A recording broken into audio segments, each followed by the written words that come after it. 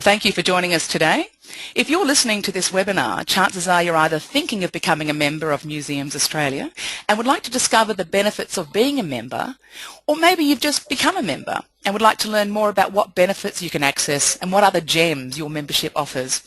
I'm Bernadette Schwert, and I have with me today Frank Howarth from Museums Australia, who will outline the answers to those questions and many more about why becoming a member of Museums Australia could be a great thing for you and your organisation.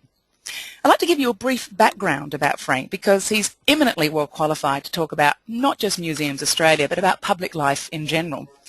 In 1996, Frank became Director and Chief Executive of the Royal Botanic Gardens and Domain Trust before taking up his current role in February 2004 as Director of the Australian Museum.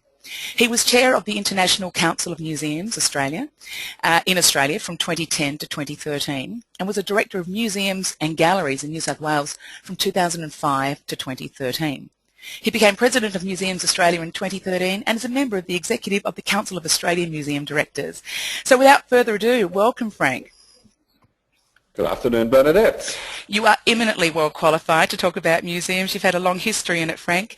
So let's start at the very beginning. What is Museums Australia and what is its main purposes?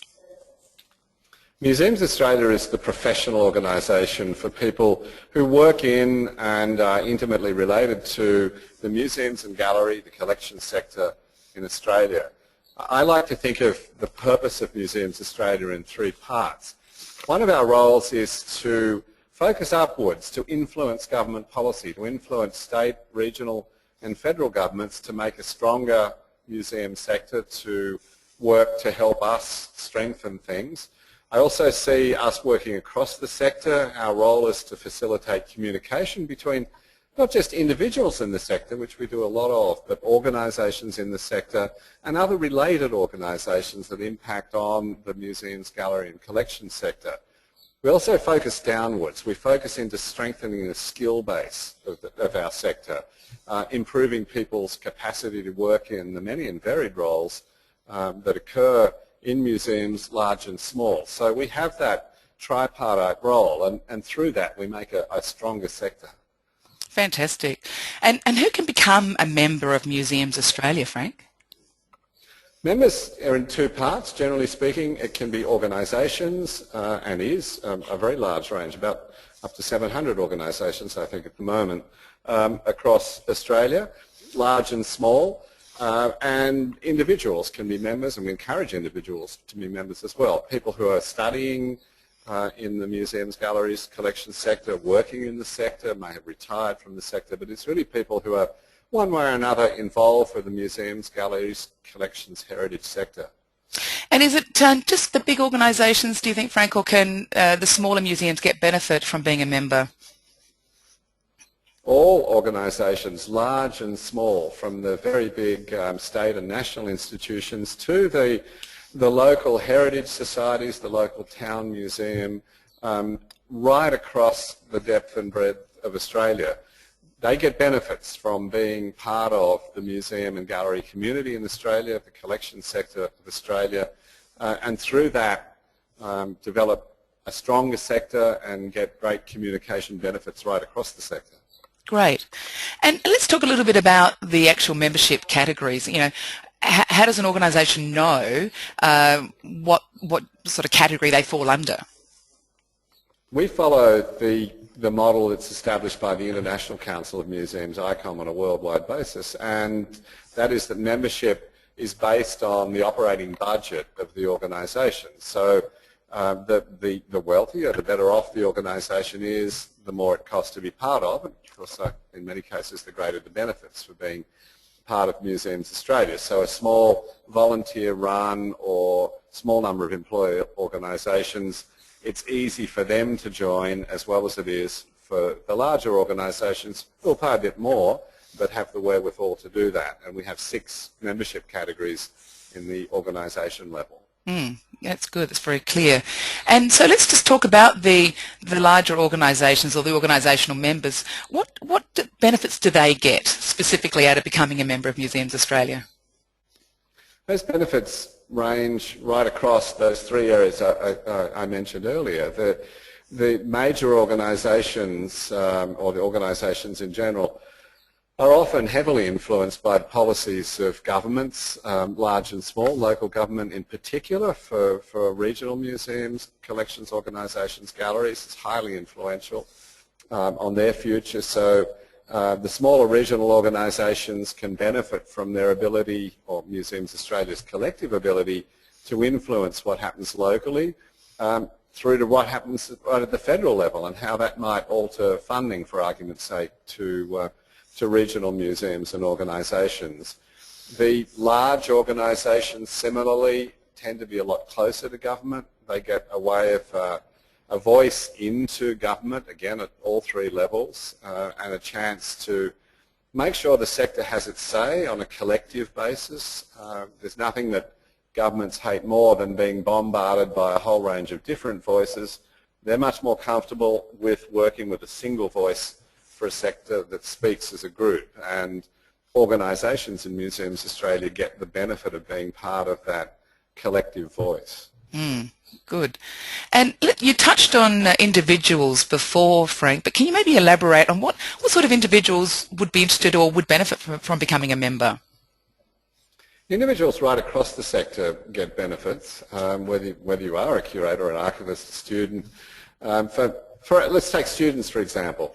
Many students will join up as a way of getting literally into the sector, finding internships, finding that first job.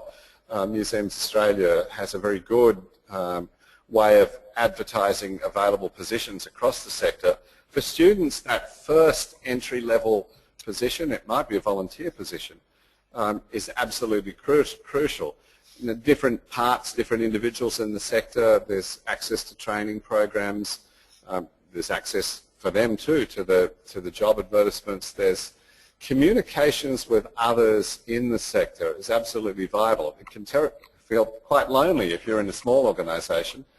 Museums Australia gives a way for people to communicate at social gatherings, at conferences. In particular, you just get to meet other people. The National Conference of Museums Australia is one of the most, I think, one of the most valuable benefits of being part of the family. It's nothing like getting together and getting that strength just through solidarity, through numbers. Then you find out the sort of issues you're facing, the same as issues everybody else is facing, and then we get some common solutions. We're not all reinventing the wheel. So Museums Australia for individuals is great. There's also access to the networks, the specialist networks that exist within Museums Australia that cover different areas of the profession, and the specialist knowledge that individuals have access to through those specialist sectors. Again, they play out at the conferences as well. One of the other things that I really, really enjoy is the way that we reward and recognise excellence in the sector. We pat ourselves on the back because we are actually very creative and very good. So we have the Museums and Galleries Publications Award, the MAPTA Awards, and the Museums and Galleries Exhibition Awards. So across those, we pat ourselves on the back. And we celebrate that through the Museums Australia magazine as well. It's an excellent publication about keeping up with the best in the sector, and we complement the magazine increasingly with social media, with virtual communication, with regular, very regular email communication. And so we cover off the more in-depth stories in the magazine, and then through email and the website we tell you about vacancies in the sector. Those bulletins go out very regularly, and we are the site in Australia for job vacancies in the museums, galleries, collection sector.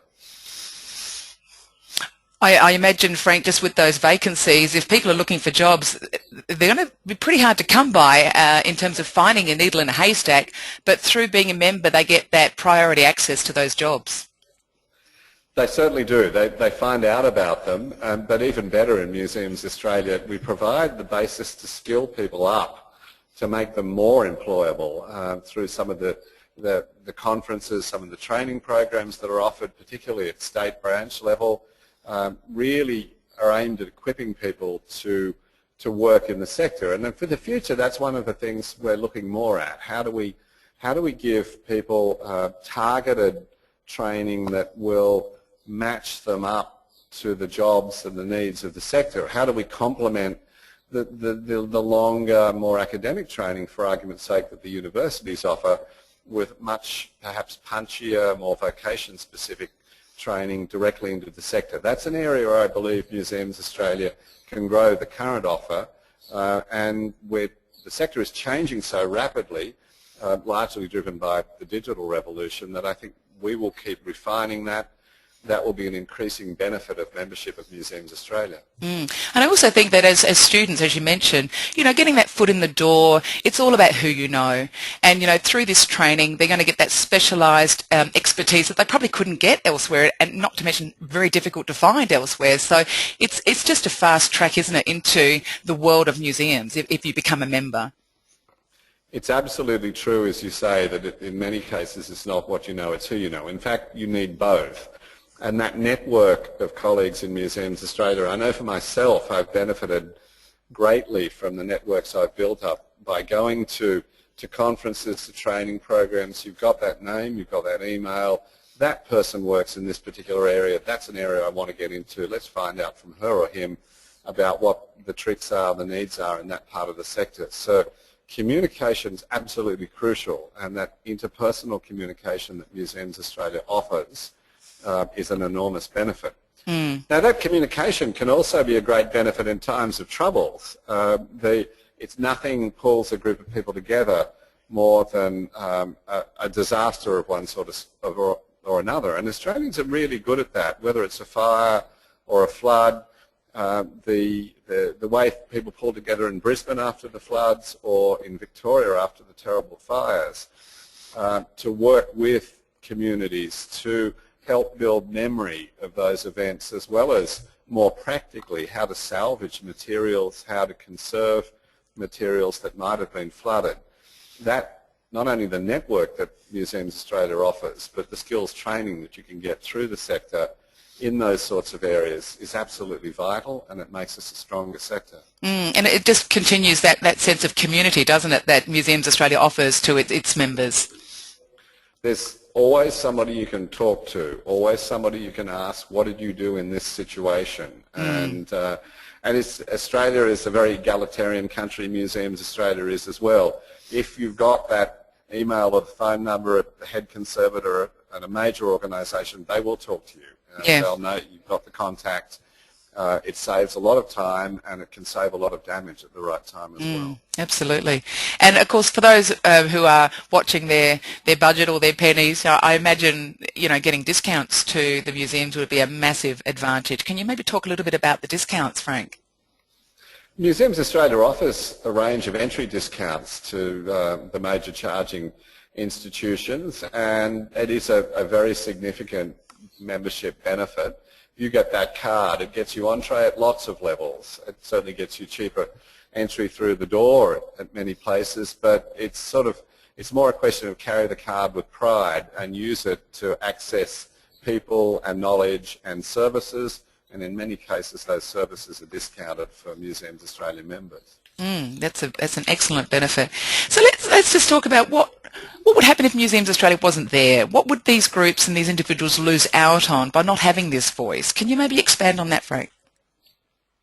I think that losing the voice is probably the most crucial thing. We don't have a unified voice or way, or wouldn't have, of getting to governments, getting to funding bodies.